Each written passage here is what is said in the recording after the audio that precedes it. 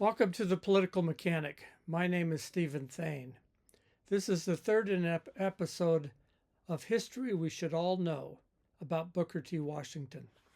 Booker T. Washington was born in slavery in 1856. By the time of his death in 1915, he had become one of the most influential voices in America, black or white. He built schools, met with presidents, and advised the nation on race relations. But more than anything else, Washington gave a clear, principled plan for the improvement of the black race in America. Washington believed that freedom wasn't something simply declared or granted. It had to be earned through individual effort, self-discipline, and commitment to developing real skills.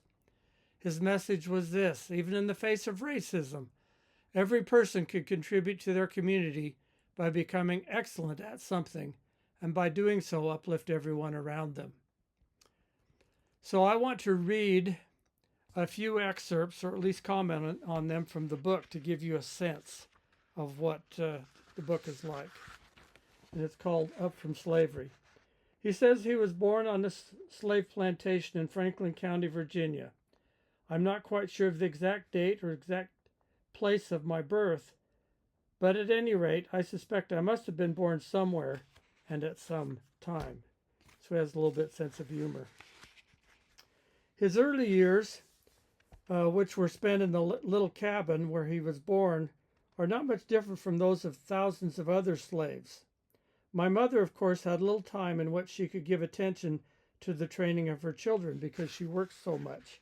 She worked with them a little bit in the morning and a little bit late at night. He says, one of my earliest recollections is that of my mother cooking a chicken late at night and awakening her children for the purpose of feeding them. Where she got it, I do not know. He indicates that she probably stole it because her children were hungry. I had no schooling whatsoever while I was a slave, though I remember on several occasions I went as far as the schoolhouse door with one of my young mistresses to carry her books. The picture of several dozen boys and girls in the schoolroom engaged in study made a deep impression upon me, and I had the feeling that to get into a schoolhouse and study in this way would be about the same as getting into paradise. Finally, he talks about the war, and he says, finally the war closed and the day of freedom came. It was a momentous and eventful day to all upon the plantation. We had been expecting it. And then he makes some interesting comments about how the responsibility of freedom finally fell upon them. He says, it's very much like suddenly turning a youth of 10 or 12 years out into the world to provide for himself. In a few hours, the great questions with which the Anglo-Saxon race had been grappling for centuries had been thrown upon these people to be solved. They were the questions of a home, a living, the rearing of children, education, citizenship, and the establishment and support of churches. Was it any wonder that within a few hours the wild rejoicing ceased and a feeling of deep gloom seemed to pervade the slave quarters, because the uncertainty of freedom fell upon them. He talks about his struggle for an education. One of his earliest memories, when he was a young boy, he had been working in the coal mine, and he got a chance to work with a Yankee woman, and this was in West Virginia, who was very strict. He says, I had heard so much of Miss Ruffner's severity that I was almost afraid to see her, and trembled when I went into her presence. I had not lived with her many weeks, however, before I began to understand her. I soon began to learn that, first of all, she wanted everything kept clean about her, that she wanted things done promptly and systematically, and that at the bottom of everything she wanted absolute honesty and frankness. So this experience came to be very beneficial for him later, because he wanted to go to the Hampton Institute. He didn't know where it was. It was in Virginia, and he is in West Virginia. He didn't really have much money. He did get a little bit of money from the older people. And one thing in particular, the older people wanted to try to learn how to read because they weren't allowed to read as slaves. And the reason they wanted to learn to read is so they could read the Bible. But he says, after walking, begging rides, both in wagons and in cars, in some way, after a number of days, I reached the city of Richmond, Virginia, about 82 miles from Hampton. When I reached there, tired, hungry, and dirty, it was late in the night. I had never been in a large city, and this rather added to my misery. When I reached Richmond, I was completely out of money, and he couldn't find any place to stay. He didn't know anyone. He was hungry, and he said he must have walked around the streets until about after midnight. At last I became so exhausted that I could walk no longer. And so what he did is he crawled under a boardwalk and he slept for the night. The next morning, I found myself somewhat refreshed, but I was extremely hungry because it had been a long time since I had had sufficient food. As soon as it became light enough for me to see my surroundings, I noticed that I was near a large ship, and this ship seemed to be unloading a cargo of pig iron. I went at once to the vessel and asked the captain to permit me to help unload the vessel in order to get money for food. The captain, a white man, who seemed to be kind-hearted, consented. I worked long enough to earn money for my breakfast, and it seems to me, as I remember it now, to have been about the best breakfast that I have ever eaten.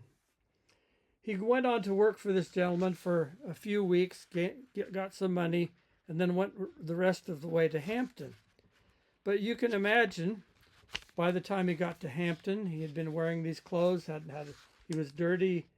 He'd been wearing the clothes a long time. He was dirty, and he was rather unkempt. And so the lady admitting didn't want to admit him. And so he sat. He said, in the meantime, I saw her admitting other students, and that added greatly to my discomfort, for I felt deep down in my heart that I could do as well as they, if I could only get a chance to show what was in me. After some hours had passed, the head teacher came to me. The adjoining recitation room needs sweeping. Take the broom and sweep it. So he says, it occurred to me at once that this was my chance. Never did I receive an order with more delight. I knew that I could sweep, for Mrs. Ruffner had thoroughly taught me how to do that when I lived with her. So he swept the recitation room 3 times. He got a dusting cloth out and dusted it 4 times. And then when the head mistress came in, she couldn't find dirt anywhere, and she was let into the to the school, and the rest is history.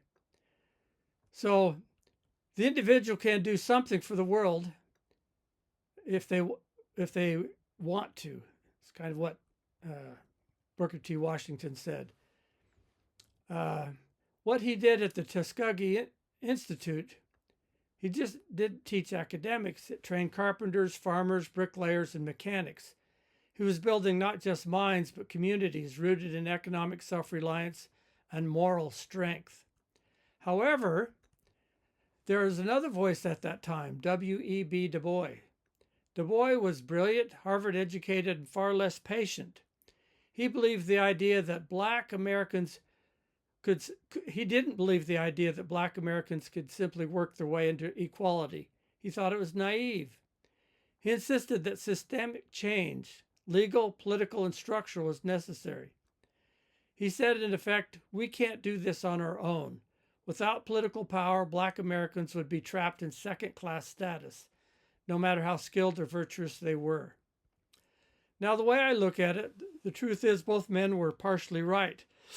Washington understood that no change can happen without individual responsibility, and Du Bois understood that no individual can thrive under unjust laws and system. Both are essential. But when taken alone, Du Bois's approach, focused solely on legal and structural changes, can lead to a new kind of slavery, dependence on government handouts. and belief that you can't do it by yourself. That strips individuals of the dignity that comes from earning freedom through personal effort. So this book, Up from Slavery, articulates a powerful idea that freedom must be earned one person at a time, and it gives us a glimpse into a first-hand account of what it was like to be a slave during the time just before and just after the Civil War and some of the struggles they went through.